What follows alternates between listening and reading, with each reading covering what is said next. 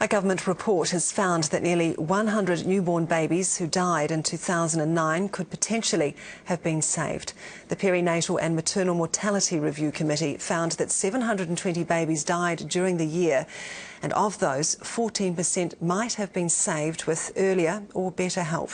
It's the fourth year the committee's reported on newborn deaths, but it's the first time it's labelled some deaths as avoidable. Joining me now is the group's chair, Cynthia Farquhar. Good morning, Cynthia. Thanks very much for joining us this morning. So, 14% of these deaths, we're told, were avoidable. That equates to around 98 lives that potentially could have been saved. How do we categorise a perinatal death, and how have some of these deaths occurred? So thank you. The way we describe perinatal deaths are from 20 weeks gestation through to birth and then 28 days after birth. And so for the potentially avoidable deaths, we asked an expert group in each of the DHBs who reviewed the deaths to say whether or not there were things that could have been done that would have saved the life of this baby. And so they classified 98 of them.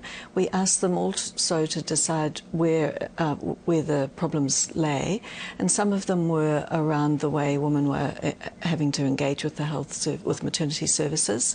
Some of them were around personnel, and particularly knowledge and skills of best practice were lacking, and some of them were around the organisation of the services. So 98 deaths were potentially avoidable. That's a very high number, and many of those deaths were the result of the health system and breakdowns and fall downs in that health system. Yes, that would be that does sound like a high number. There were 721 deaths altogether, and we really wanted to.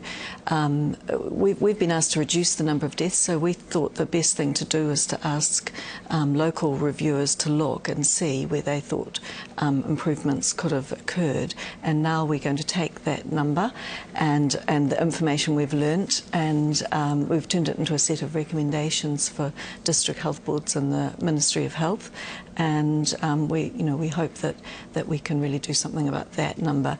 There are a number of other deaths that occur, but they are before 24 weeks, or perhaps the babies have lethal fetal abnormalities, and there's not so much that we can do. But that 100 or so, we're really going to focus on those. Right now, at what stage of maternal care is there the greatest need for improvement? The greatest need is to get women to come to a midwife or a doctor earlier in their pregnancy.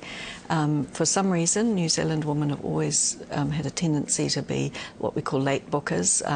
Many of our health professionals have worked overseas as well, and they, when they know to come work here, they just say, New Zealand women are late to book. We want women to book before 10 weeks so that they can get important messages about the pregnancy, and they can also be screened for certain conditions, and it's just not happening in the numbers it should at the moment. Your research shows that women who are young, poor, Māori or Polynesian have a greater risk of having a stillborn child. Yes. How does age and ethnicity influence your risk of stillborn? Well, actually, all the women who have babies under 20 in this country, almost half of them are Māori.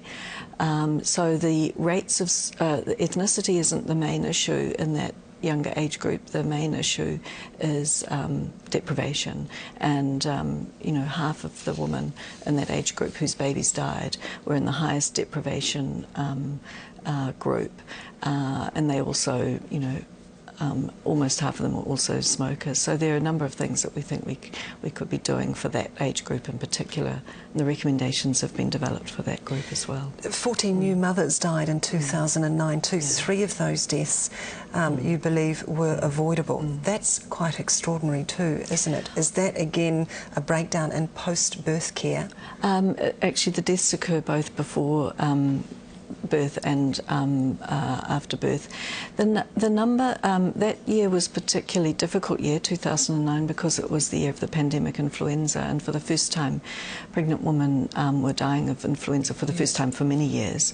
So that was one issue. The second is that in the UK they've done a similar analysis of, they call it substandard care there, and the numbers there are higher. So, 3 is a tragedy, or 14 is a tragedy, but for them to be a potentially avoidable, it's tragedy. And those messages, those deaths in particular, are reviewed at a national level, and the messages are going out. Some of the commonest cause of death, maternal death, for the 4 years we've reported now, is actually suicide. And so we're asking health services and maternity services, or mental health services and maternity services, to work together to provide a more integrated service for pregnant women. Okay, Cynthia Farquhar, thank you. The key message here: if you're pregnant, get in and see your doctor as soon as possible. Exactly, thank you.